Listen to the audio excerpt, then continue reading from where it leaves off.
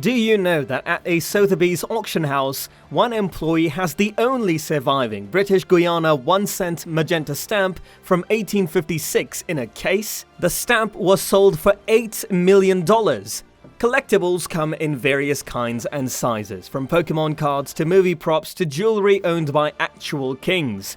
But what are the most valuable items in the world of memorabilia? And why would a stamp be worth more than $8 million to someone? Check out our countdown of the world's top 10 collectibles to find out. And make sure to watch the video till the end because we have some amazing tips with which you can become a future owner of one of these collectibles.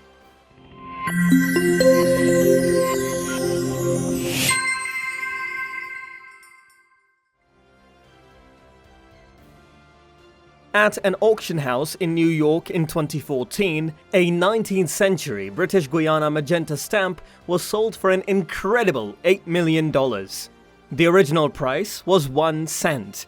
The stamp, which measures 2.5 centimeters by 2.5 centimeters and features a 3-masted ship, is printed on magenta paper. It was the stamp's 4th global auction record, and it has been acclaimed as the pinnacle of stamp collecting for more than a century, according to Sotheby's auctioneers.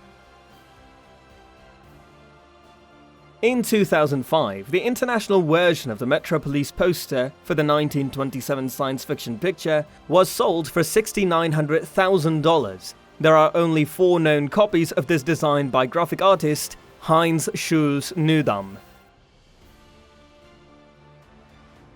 There were just 39 of these Pokémon Pikachu Illustrator cards manufactured, because it was given to the winners of Pokémon artwork contests in 1997 and 1998. The card is the only one with Illustrator printed on it rather than Trainer. According to the eBay description, this card is the holy grail of Pokémon. The Illustrator is the most valuable card in existence. In February 2010, a 1938 edition of Action Comics No. 1 was sold for $1 million. The front cover of the issue, which was originally for only 10 cents, depicts Superman hoisting a green automobile over his head. At the time, John Dolmayan, a comic book trader and drummer for the rock band System of a Down, said, "Most people consider it to be the most essential book. It was almost as if it heralded the dawn of the superhero era." In 2012, a New York Yankees shirt, worn by famed baseball star Babe Ruth, set a record when it sold for $4,415,658. Many believe Ruth to be one of the best players of all time, and his old jersey, as they say in America, surpassed the Bible of basketball, a 2-page book outlining the sport's founding laws, which sold for $4,338,500 in 2010. In 2013, a collector paid $10 million for the flowing hair silver dollar coin, which is thought to be the first US dollar ever made. The coin, which was first displayed in the United Kingdom earlier this year, was one of 1,758 silver dollars made on a hand-turned screw press at the Philadelphia Mint on October 15, 1794. Many academics believe it is the first coin ever produced in the United States. Audubon sketched about 400 images of over 1,000 birds and published them between 1827 and 1838. 172 years later, in 2010, a copy of the title went for over $10 million, while true rarities such as Da Vinci's Codex Leicester, the original Magna Carta, the first Gutenberg Bible, and others are one of a kind that command higher prices. James Audubon's Birds of America may be the most valuable mass-produced book.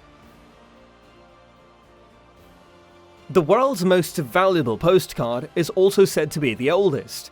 According to Guinness World Records, it was sent from Fulham-based writer named Theodore Hook to himself in 1840.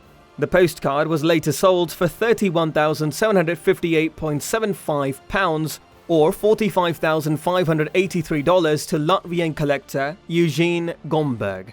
at the London Stamp Exchange auction in the UK in 2002, and is thought to predate all other surviving postcards by about 20 years. The most expensive film prop ever, according to eBay Entertainment Memorabilia, is Marilyn Monroe's classic white dress from the 7-Year Itch, which sold for $4.6 million in 2011. Of course, the ivory gown is the most remembered for its involvement in Monroe's meeting with an updraft from a subway grate in New York. It narrowly beat out Audrey Hepburn's ascot gown from My Fair Lady, which was sold for $4.5 million, while James Bond's Aston Martin DB5 from Goldfinger sold for $4.4 million. It doesn't get much bigger than the Quarrymen for aficionados of rare music memorabilia.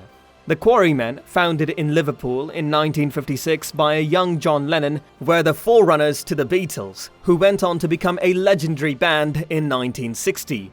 According to NME, the original 1958 version of the Quarrymen's hit, That'll Be the Day, In Spite of All the Danger, is worth £100,000.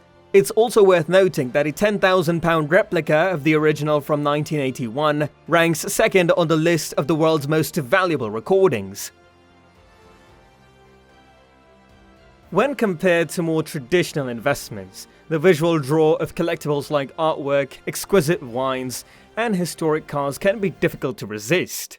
The option to mix the pursuit of gain with personal passions or hobbies is very enjoyable for high and ultra-high net worth investors.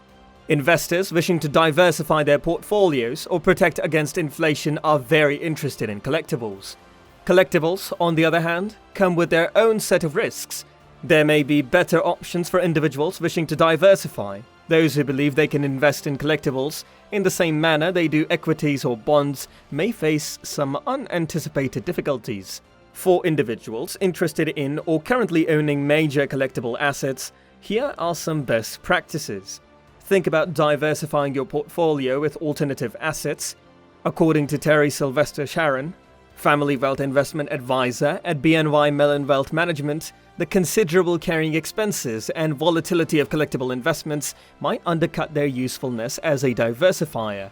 Investors looking for diversification may be better off looking into financial alternative asset classes such as managed futures, commodities, or absolute return strategies, which have minimal correlations to traditional assets but aren't as complicated. Buy your heart's desire and hope for the best. From a financial standpoint, it's preferable to think of collectibles as a hobby rather than a way to make money. While they can increase in value over time, there are other factors to consider, such as auction or broker fees, in addition to the initial purchase, storage, and care. In essence, any potential financial advantages from collectibles should be considered as a bonus, a confirmation of the collector's acute eye and good taste. Maintain a comprehensive inventory of your collectibles. Collectors should establish an inventory or catalog that collects crucial facts about their treasures, says Ger Doyle, BNY Mellon Wealth Management's Senior Vice President and Estate Planning Specialist.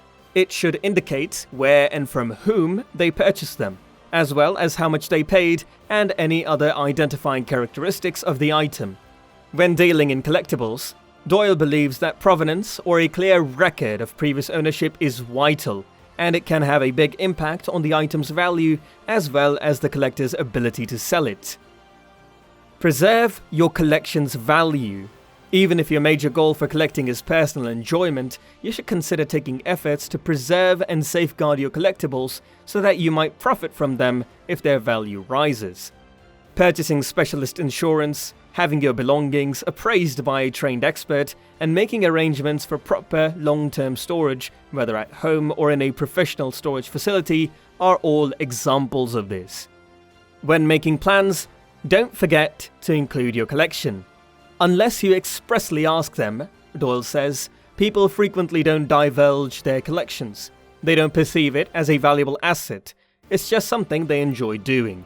Failure to consider collections while making wealth and estate planning decisions can have serious financial consequences.